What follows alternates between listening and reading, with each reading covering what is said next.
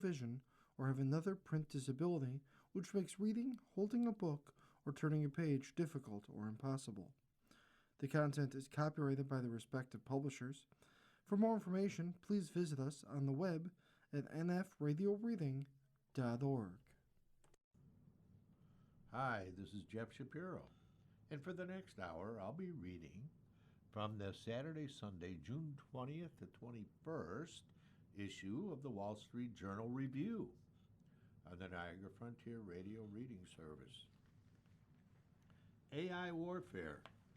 Is it at the point of no return? What now? Between a new executive order, a clash with anthropic and high-tech wars, the U.S. is stumbling into an AI arms race that the world is struggling to control. Ukrainian drone maker Oleksiy Babenko knows that supercharging his weapons with artificial intelligence opens a Pandora's box of killer robots. But the chief executive of startup Verily sees an even worse choice. Either robots will kill us in 50 years, or the Russians will kill us in a year, he told a recent gathering of AI arms makers in Kiev. Of all the fields AI is upending, few have deeper ramifications for humanity than its role in warfare. Advanced algorithms have quickly swung from playing a supporting intelligence role to acting as agents of death. Future combat will be largely robotic. It will be automated. Former Google chief executive Eric Schmidt, who now invests in military drone companies, said recently on stage at an expo, it will be controlled by the laws of war. Schmidt's robot prediction draws little dispute. Less certain is whether last century's rules can handle warfare's future. The war in Iran and AI advances have driven home the dizzying implications of military automation for Washington and for civilians everywhere. The White House is racing to hammer out policies, while the tech world and moral authorities chime in. The cacophony is yielding more questions than answers. President Trump this month issued an executive order on AI and national security that calls for aggressive use of the technology, but requires it to operate in accordance with applicable laws, government policies, and guidance. The order, which directs the Pentagon to update AI rules adopted only 3 years ago, sought to bring clarity just as the administration amped up a fight with AI leader Anthropic, whose systems the Pentagon uses. That fight exploded in January over who gets to limit applications of AI in combat and surveillance, and escalated over this past weekend. The combination of AI and autonomous weapon systems demands an entirely new approach to risk analysis, risk mitigation, and risk acceptance, said retired U.S. Air Force Lieutenant Jack Shanahan, who led the Pentagon's first big AI application, Project Maven. Throughout history, innovations including gunpowder, chemical weapons, and airplanes have repeatedly rewritten the rules of combat. Only the atomic bomb sparked a civilizational dilemma comparable to AI. And, as with nuclear weapons, militaries have entered an automation arms race along a path that they can't foresee. Now, with algorithms controlling not just weapons, but entire military networks, humans are ceding wartime judgment to machines on an unprecedented scale. What's even more worrisome to many, armed forces are making up the rules as they go along. AI entered combat in 2017 when Shanahan's team used it to nab ISIS bombers attacking U.S. forces in Iraq. Maven's success leveraging algorithms to scan reconnaissance images proved AI's potential. Then efforts went quiet as the U.S. pulled back from foreign wars. Around 2023, drone makers supplying Ukrainian forces ramped up development of AI to lock onto targets, while commanders began to weave it into targeting systems. Israel, after the Hamas militant attacks that October, tapped AI to sift through mountains of intelligence. The Pentagon, meanwhile, deployed AI based systems to streamline decision making. China and Russia have also incorporated AI into their military systems. Today, AI guided weapons can autonomously home in on objectives a controller picks. That selection generally happens when weapons approach a target involving a few drones with limited firepower. Soon, though, swarms of drones will independently cross great distances by air, water, or land to hunt down and strike targets without human intervention. And targets won't necessarily be on a battlefield. Killing isn't AI's only military assignment. Its role is ballooning across all the less visceral chores that militaries tackle, particularly in giving priority to intelligence for selecting the targets. U.S. commanders say that they are selecting targets at more than tenfold the tempo in Iraq. In the Ukrainian National Guard's Kartia Corps, automation has tripled the pace of missions, said its top drone engineer. As warfare automation increases, its use is being guided more by battlefield objectives than by codified rules of engagement. At one extreme, Russia is deliberately targeting Ukrainian civilians with both cutting edge and traditional weapons, seeking to sow terror that no digital regulations will curtail. Ukraine, in contrast, lacks resources and wants to maximize each strike's pain for the Kremlin, meaning collateral damage is often wasteful. For Kiev, AI can boost efficiency. At a Ukrainian drone unit called Lasers Group, where soldiers hunt high-value Russian targets on AI-enhanced computer images, the new technology is just another tool, said a seasoned pilot who goes by the call sign Sid. I understand that I'm setting fire to a vehicle with a crew inside, said Sid. He isn't bothered by their automatic systems keep targets in his drone's deadly clutches. It's still a person who presses the button, he said. It's a person who decides whether to activate the system or not. That role, dubbed the person in the loop, is at the crux of fears about combat automation. Where in the loop is that person? What role do they play? Can they keep pace with computers?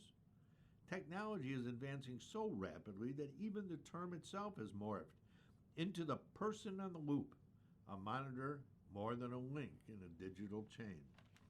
Concerns over human interactions with AI this year prompted Anthropic to seek explicit Pentagon guarantees that its systems would not be used for mass domestic surveillance or autonomous weapons, sparking administration backlash. Pentagon officials say fears are misplaced because weapons aren't fully autonomous, and letting technophobia hamstring commanders' use of AI poses a bigger risk. You always have the human who will analyze the situation and make battlefield judgments on safety and tactics, said Defense Department Chief Digital and AI Officer Cameron Stanley at the AI Plus Expo, a recent technology jamboree in Washington organized by a foundation created by Eric Schmidt. The most dangerous course of action right now is to stand still and to remain in a human-driven world, Stanley said. The one thing that I am very worried about in war is trying to minimize mistakes. International Committee of the Red Cross legal advisor Noah Schreier isn't sold. Standing in the AI Expo's trade show hall, amid displays from Amazon.com, Meta, and Microsoft, she questions safety precautions for automated weapons. Would an autonomous drone abort a mission on its own, for example, if a child enters the target area, she asked? Schreier was staffing the Red Cross stand, the Expo's buzzkill, Across its mock battle zone spread a big green sign reading Humanity in War. On one demolished concrete slab hung a poster sized page from the Geneva Convention with rules on protecting civilians. On another hung a fake traffic sign for a drone operators reading, "Don't outsource your authority / maintain human control and judgment."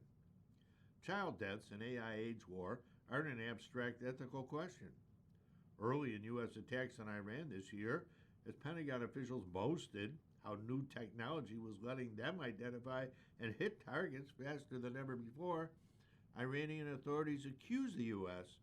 of striking a school, killing more than 160 people, many of them children. The Pentagon is investigating whether U.S. forces hit the school, which sits near an Iranian military compound, and whether AI was actually involved. Automated targeting systems have drawn suspicion, and murkiness around their use means they risk getting blamed no matter what happened.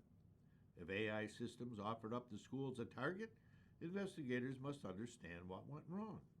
If targeters didn't consult their AI tools, which can instantly scan troves of intelligence, questions will focus on why they didn't, and whether technology could have helped avoid the civilian deaths.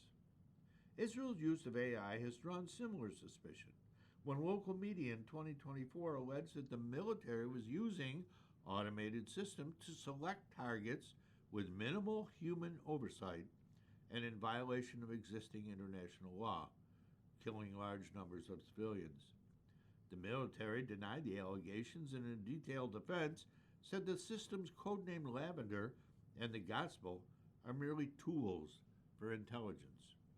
They do not replace the intelligence analyst, the Israeli military said. But even if AI doesn't supplant intelligent analysts, can it influence them, or soldiers and commanders? The question vexes former Royal Netherlands Air Force Apache attack helicopter pilot Roy Lindelof, who is now a professor of data science in the Department of Intelligent Systems of Tilburg University. Working from a converted 19th century Dutch locomotive assembly hall, he and colleagues are trying to mesh this century's technology with military thinking from the last one. There are so many levels to decision making, and how AI figures into them isn't well understood, said Lindelof, who also teaches at the Netherlands Defense Academy. One concern? People tend to trust what computers tell them, a phenomenon known as automation bias that is being reinforced by lifelike and apparently authoritative digital interfaces. And if AI is only a tool, how the human mind works should be taken into account to address biases, he said. In other words, while we think we're controlling AI, it may actually be controlling us. Designing Responsible AI was the focus of a report that former Dutch Prime Minister Dick Schoof launched at the UN General Assembly in September. The Netherlands in 1899 hosted a watershed conference on laws and customs of war on land that laid the foundation for modern laws of war. How AI fits into those aging rules puzzles commanders. Estonian defense advisor Eva Sula works with military leaders across the North Atlantic Treaty Organization who pepper her with questions nobody can answer. A common one: if I make a mistake because of AI, who is responsible? A war crime in the digital space? No country can prosecute it, said Sula. They don't have the laws. For now, many practitioners are improvising. Ukraine accepts battlefield risks linked to AI because the ethical framework is just now being developed, said Daniel Tzvolk, Chief Executive of the Defense Ministry's AI Warfare Center, AI. Ukraine's fighters are learning automation's limits and combat's unpredictability, said a serviceman who is part of a team developing AI tools to analyze reconnaissance more quickly. AI can't yet respond to unconventional situations, he said, and for now, waging war is an art. Intuition. Stanley, the Pentagon digital and AI officer, said he wants to account for the mistakes that humans and machines can each make alone. What I'm trying to implement is the best human-machine team possible. But AI experts foresee surging capabilities and are worried. Pope Leo XIV recently issued an encyclical on AI that built on the work last September of a panel of Nobel laureates, tech specialists, and other luminaries the Vatican had assembled. They offered principles and red lines, including a plea that AI systems must never be allowed to make life or death decisions, especially in military applications. The conclave was part of a bigger Vatican event that concluded with a free concert in St. Peter's Square and a light show of more than 3,000 drones in the night sky. Panel member Marco Tambretti, chief executive AI translation company Translated, said the group's 18 members agreed that if these things get used for war, they cannot be stopped. You're listening to a reading of articles and features from the Wall Street Journal Review and the Niagara Frontier Radio Reading Service. The patriarch will change the diapers now. Meet the millennial fathers who are bucking traditional stereotypes, splitting the chores, and redefining what it means to lead a modern, conservative family. As an NFL fullback, Patrick DeMarco faced linebackers the size of French door fridges, but his toughest role yet, he says, is as a husband and father. DeMarco, who now runs a sports performance company in Columbia, South Carolina, starts his days reading the Bible before scrambling his eggs for his 2 girls and 2 boys, aged 4 to 10, and driving them to school.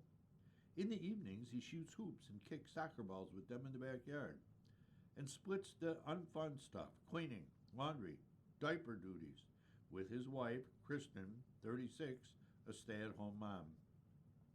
Mom and Dad dispense strict Christian teaching as they go. I'm going to parent hard, but I'm also going to love hard, said DeMarco, who's 37. Even though he's a better outdoor than indoor dad, he'll sometimes play dress-ups with his daughters.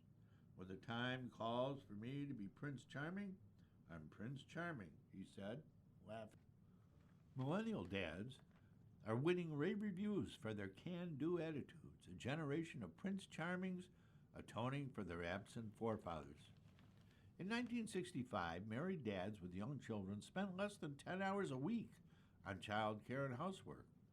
In 2024, that number climbed to almost 30 hours, according to Lyman Stone, director of the Pro-Natalism Initiative at the Institute for Family Studies, IFS.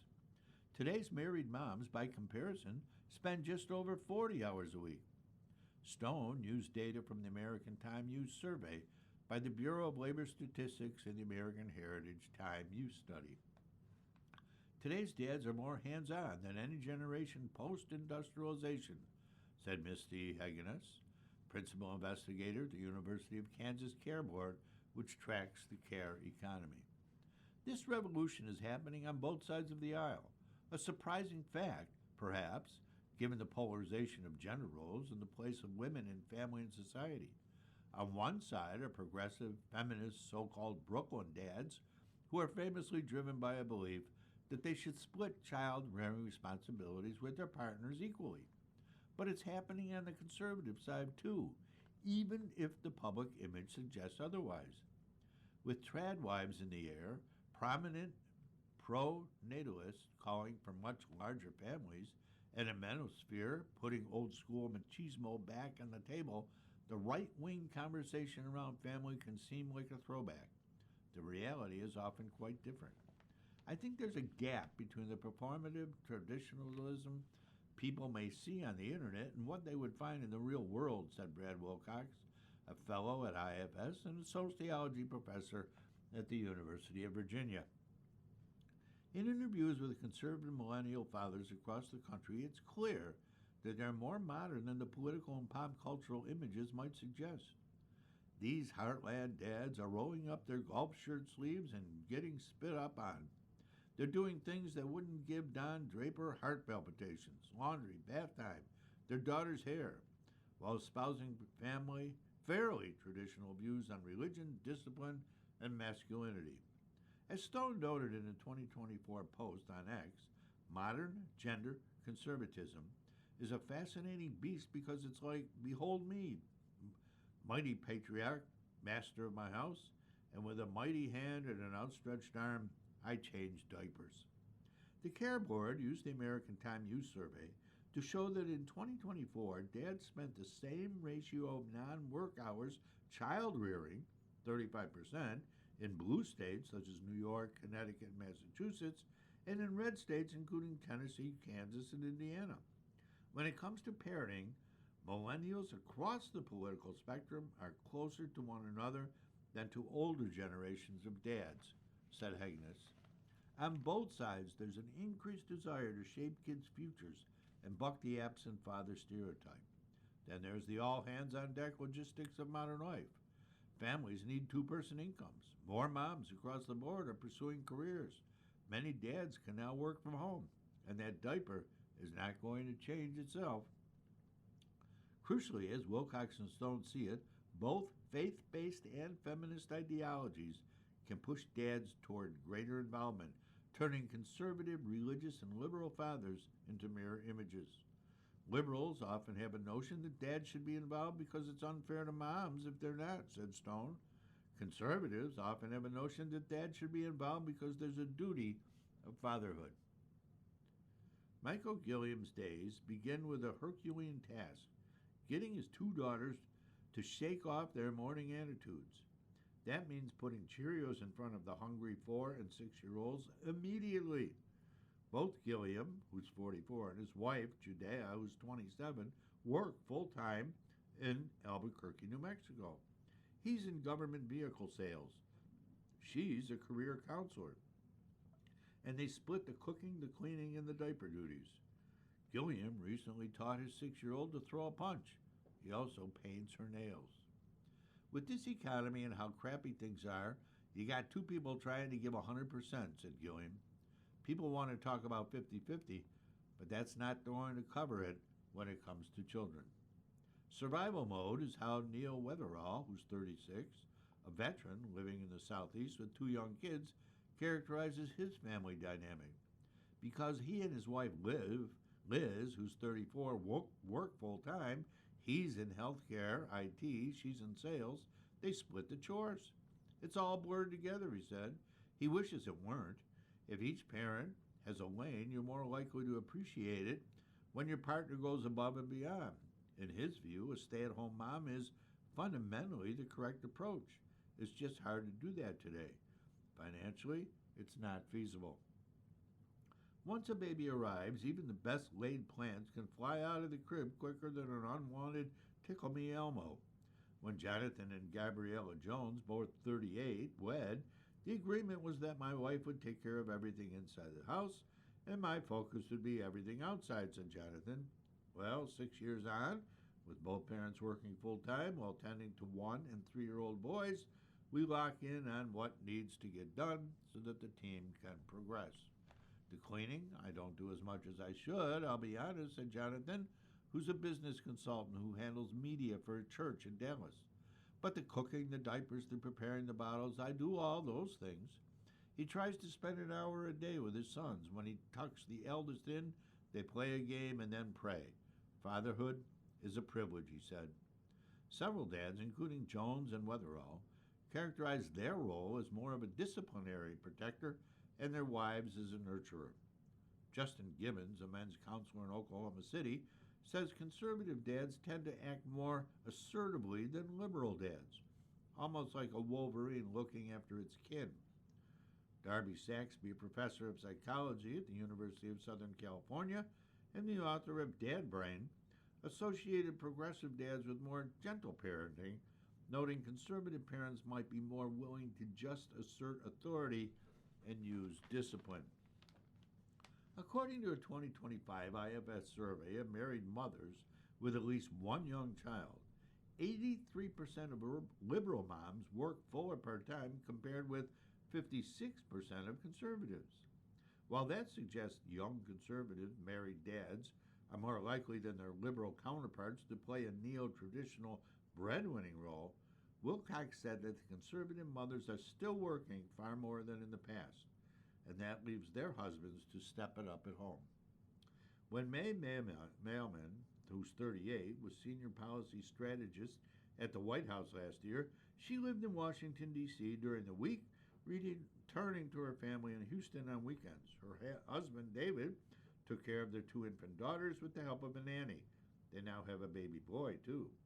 I didn't have to give birth, so it was the least I could do to try, said David, who's 37, the CFO of a tree relocation business.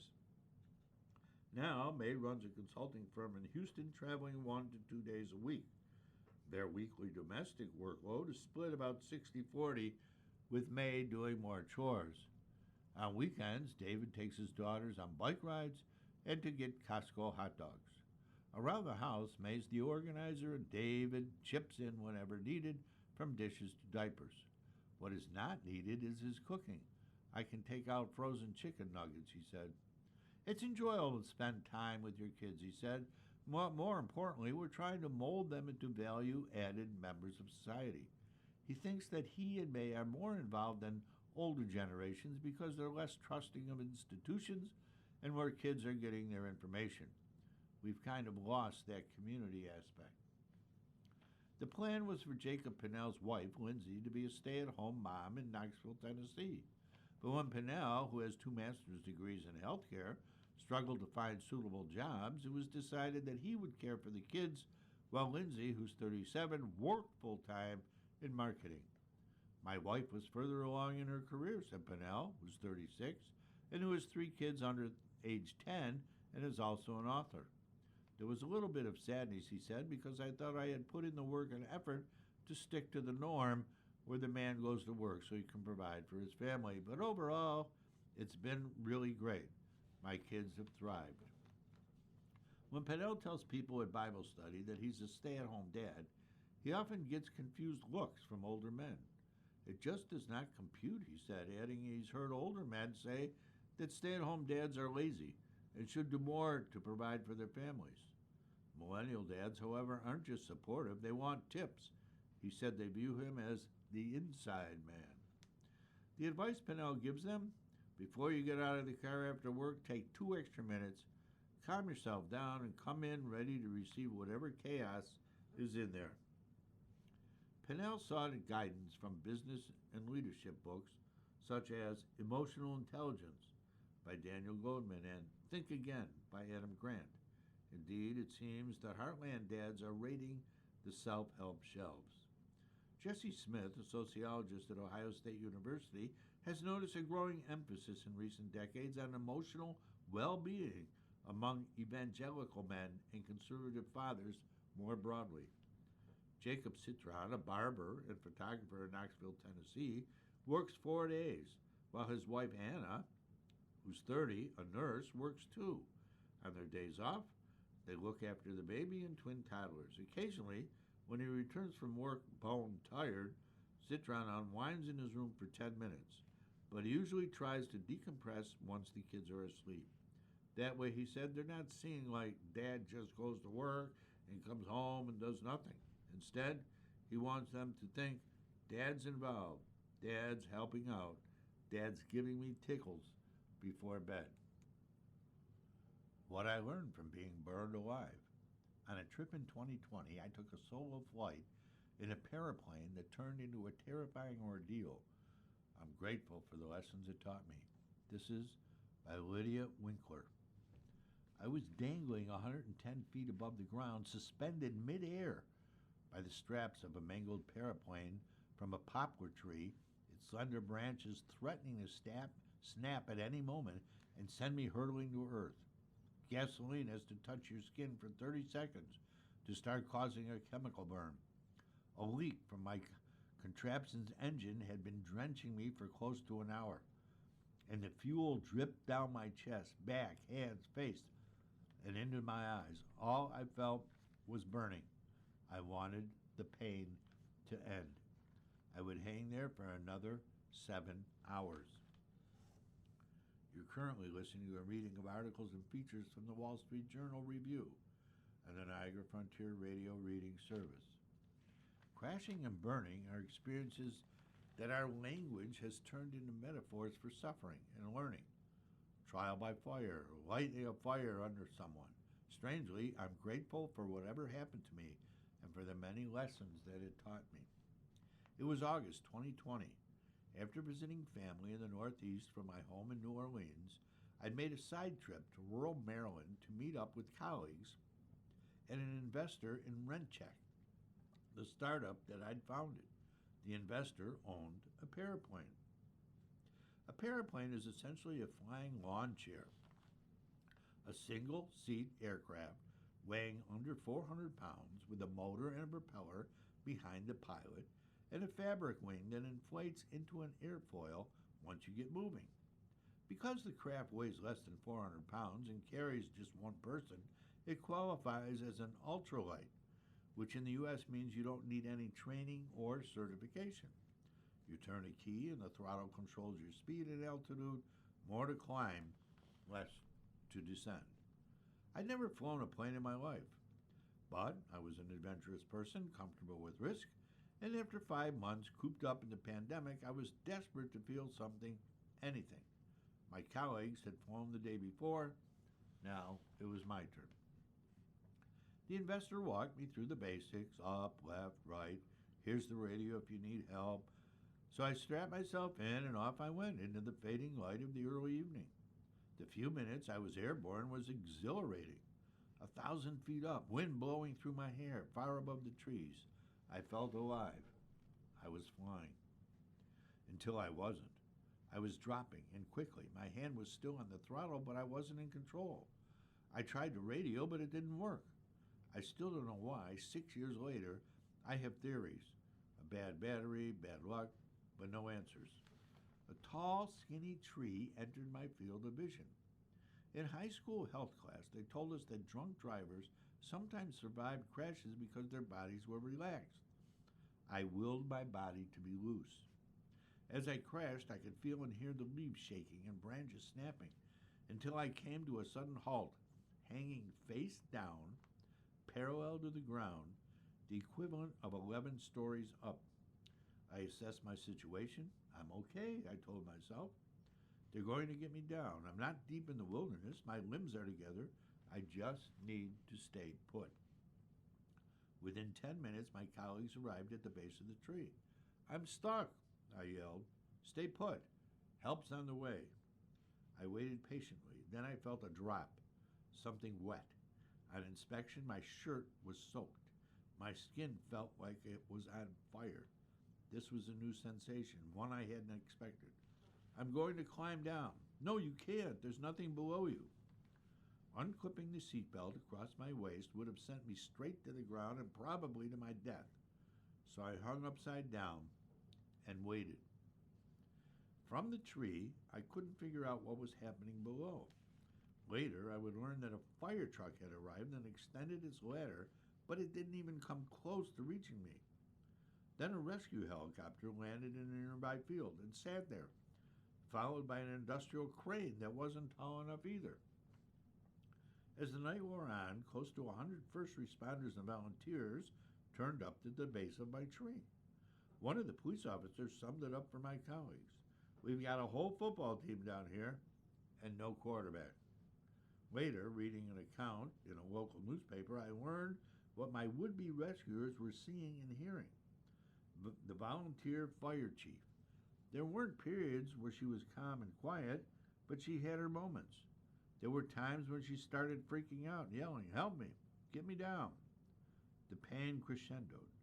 My seatbelt was cutting off the circulation of my legs. I stuck my hands under it to relieve the pressure. Gasoline continued to stream down my face. I yanked off a fistful of leaves, hoping that maybe they could help soak up the gas. From the crowd below, now invisible to me in the dark, I periodically heard my colleagues calling, Lydia, what are you thinking about? TC. TC was my dog, named after Tyson Chandler, a former center for the New York Knicks and the NBA's 2012 Defensive Player of the Year. TC loves you. I knew he did. I wasn't ready to leave TC. I wasn't ready to leave anyone. I had to stay in this. I shifted my mindset. A delicate branch had held me for hours, and this tree was my lifeline. I damaged it, yanked at its leaves, and it held me anyway. I was grateful, and I hung on. Finally, 6 hours in, after a state police officer had called for help, three arborists arrived with the gear and the training to climb where ladders can't reach. One of them, Rick, started climbing my tree. And then Rick was level with me, only a few feet away. I couldn't follow what he was doing. My position made it hard to see, but I could tell that he was wrapping a rope up and around the plane. If I hand you a harness, can you put it on? Yes. Rick tossed me the harness.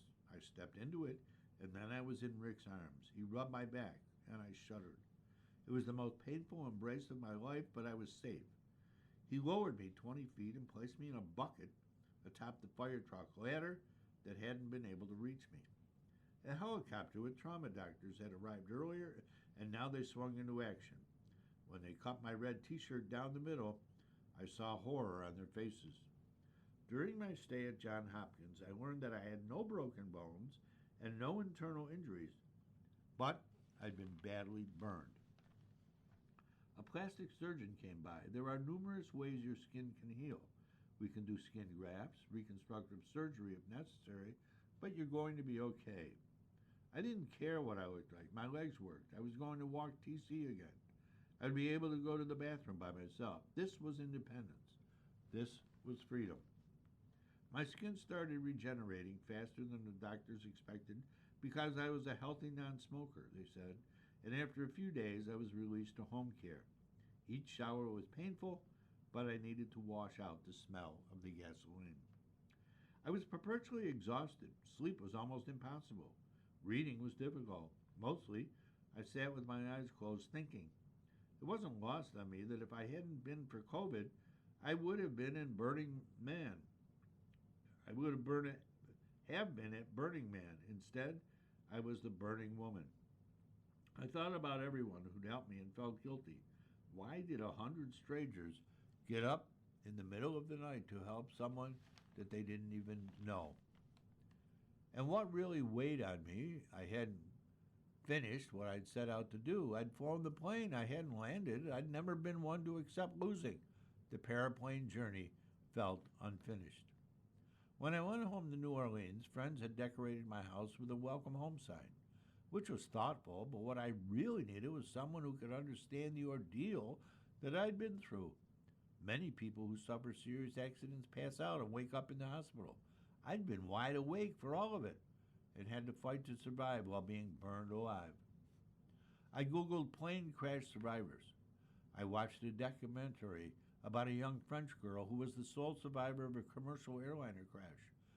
She'd hung out onto a piece of wreckage for more than 9 hours before being rescued. It made me feel less alone to know that someone out there could relate.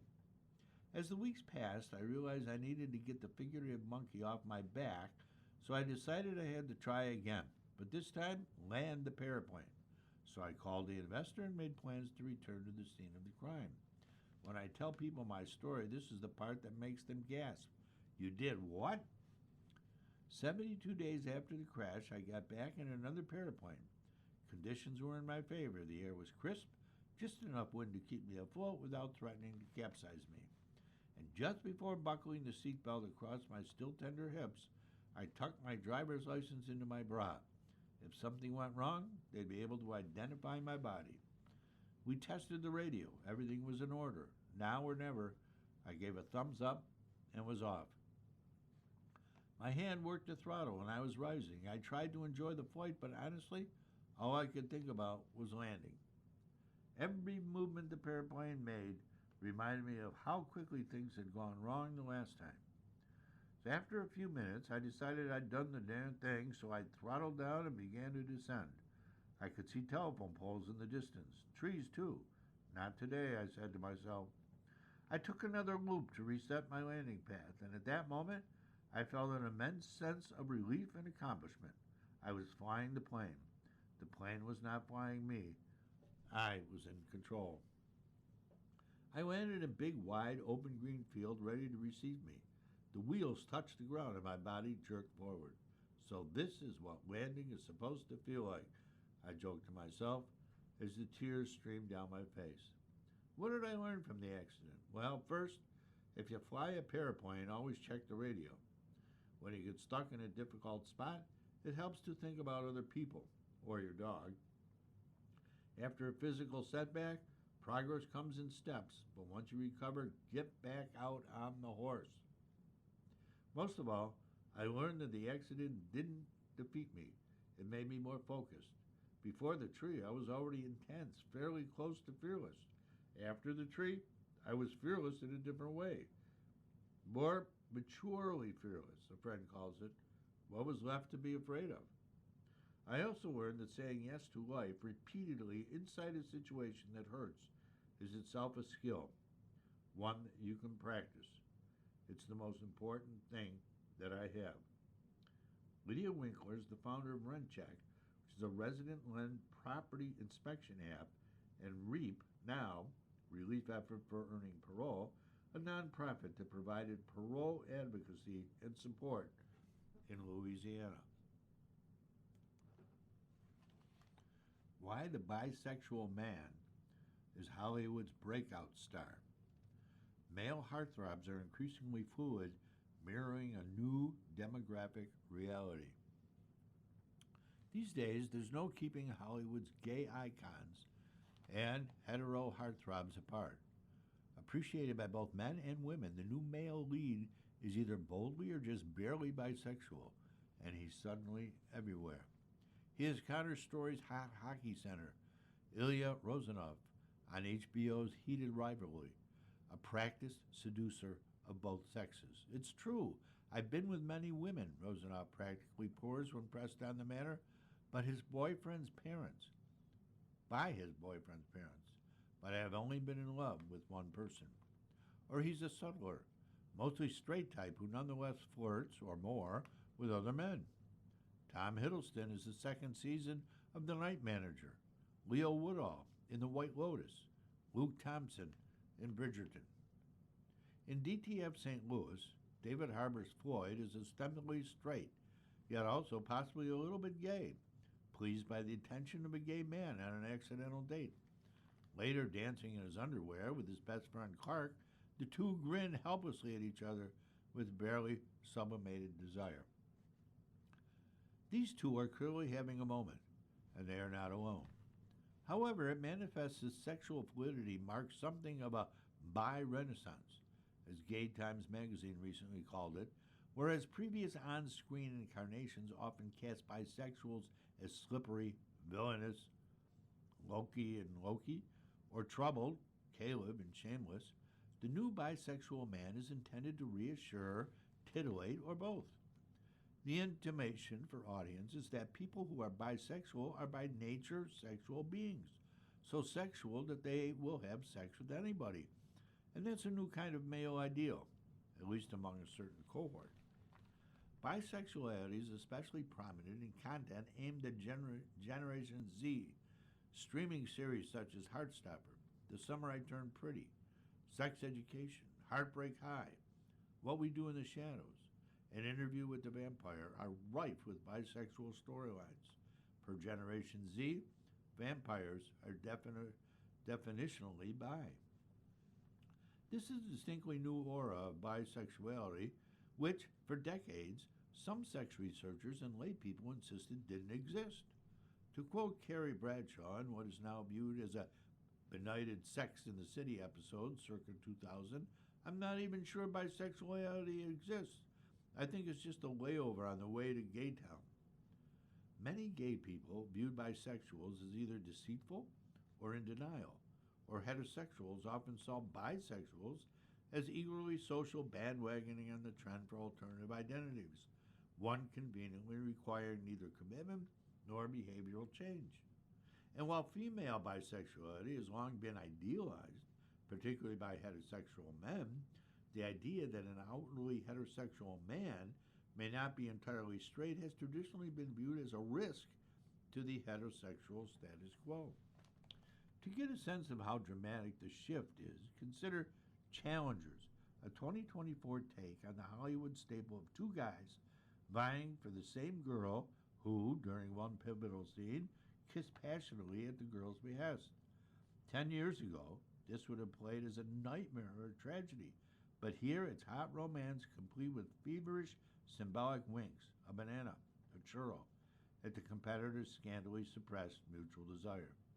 So why all the buy now?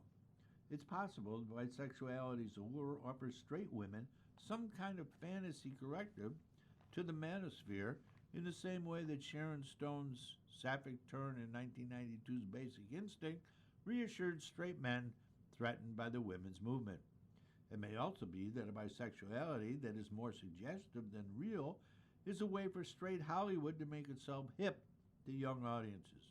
Whereas the straight actor once risked his reputation by playing gay, playing bi may now be a way to enhance it, making that hetero maleness somehow sexier. You're currently listening to a reading of articles and features from the Wall Street Journal Review of the Niagara Frontier Radio Reading Service. Then again, on-screen bisexuals may just reflect demographic reality.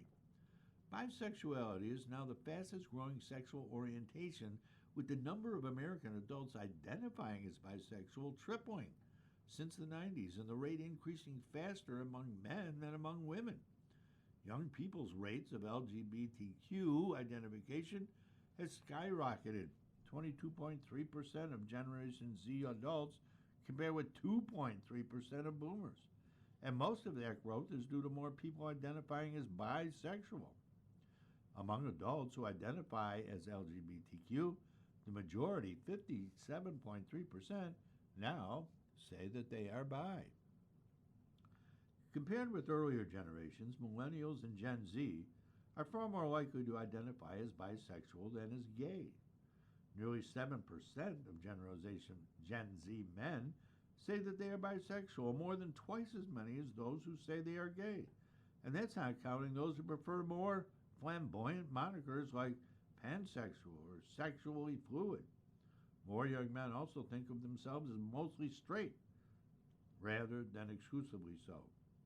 Bisexuality is nothing new. As any scholar of ancient Greece knows, males do not represent two discrete populations, heterosexual and homosexual, noted Alfred Kinsey, author of the Kinsey Report, himself bisexual in 1948. Not all things are black, nor all things white. But bisexuality is still deeply misunderstood, according to Richard Savant Williams, a professor emeritus of developmental psychology at Cornell University, who has studied sexuality for decades and is himself totally gay and married to a bisexual man. Not only is male sexuality more on a spectrum than people suppose, but bisexuality itself is also a spectrum. Savant Williams says it's very rarely about equal attraction to both sexes. More often, it leans heavily in one direction, or splits between romantic attraction toward one sex and sexual attraction toward the other. Bisexual behavior also doesn't always match bisexual identity. According to Pew, 88% of partnered bisexuals are in heterosexual relationships. Further complicating matters are men who don't consider themselves bisexual but still experience same-sex romantic or sexual attraction. For his book, Mostly Straight, Sexual Fluidity Among Men, Savant Williams conducted research with hundreds of self-identified heterosexual men who respond to some degree to same-sex imagery. This was determined in a lab through experiments measuring pupil dilation. Other research confirms that male sexual orientation is expressed on a continuum rather than dichotomously, as one 2020 study put it. Gen Z seems especially inclined toward a view of sexual attraction as less categorical and more of a scale or a spectrum. They're also more comfortable separating identity from behavior, says Jean Twenge, author of Generations, The Real Differences Between Gen Z, Millennials, Gen X, Boomers, and Silents, and What They Mean for America's Future. For Gen Z, what began as acceptance of differences and then progressed to embracing specific identities has become a shedding of labels altogether. Twenge explains, their attitude is, I might easily change tomorrow, and they're completely casual about it. As for the fan base of bisexuality on screen, it seems anything but casual, includes both sexes and all sexual orientations, and is only expanding. I take 24-hour micro retreats. You should too. This is by Elizabeth Svoboda. Science suggests you don't need a long vacation to recharge. A short break that interrupts your routine and puts you into a flow state can be hugely restorative. As I emerged from my children's earliest years, a miasma of Duplo blocks, nursing pads, and sleepless nights, I felt utterly depleted, not just in a physical sense, but also in a creative one. Gone were the days where I'd spend head down in essays or book projects. I was lucky if I got 20 minutes to focus before the next high pitched interruption. So I decided to take a cue from the writer Joyce Maynard, who sometimes holds up in motels to write. In chats with my husband, I floated the idea of a micro retreat, checking into a room after noon, then returning around the same time the next day. These micro retreats have proven so energizing that I now take a few each year, and science suggests such hiatuses, despite their brief duration, can renew enthusiasm and relieve mental exhaustion in potent ways. They're a welcome temporary escape from a chaotic, overclocked world. During my retreats, I alternate between deep creative work and relaxation. I use travel points to book a hotel in or near my hometown. I favor those that let me check in early. Somehow, just entering the room and sitting at the desk seems to prime my mind for this kind of deep dive. I reach a point of no return by late afternoon when I stop to relax over dinner, then write or brainstorm for a couple more hours. The next morning, I dive into one final writing session before heading home. One reason micro retreats suit me so well is that they usher me into a flow state deeper than anything I can achieve in everyday life. On normal days, most of us do a lot of what's called context switching, toggling from one unrelated task to another, answering emails, leading meetings. Studies show that not only do we lose time in this constant task switching, our cognitive reserves get depleted. 43% of workers report that context switching is mentally exhausting. For me, micro retreats eliminate about 90% of this juggling. Clearing away background static allows me to plunge into extended mental flow as I write, a state that researchers report is simultaneously absorbing and rewarding. And because flow activates brain networks that consume low amounts of energy, we experience it as a fun, playful state rather than a draining one. I'm not the only one who craves this state.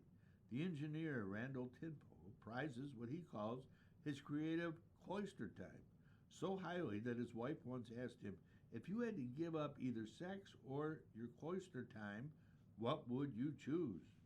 When Tinfoil found himself at a loss for words, she grinned, yeah, I figured that. Another benefit of micro retreats is that they remove you from your usual environment, a shift that research shows distances you from the daily worries.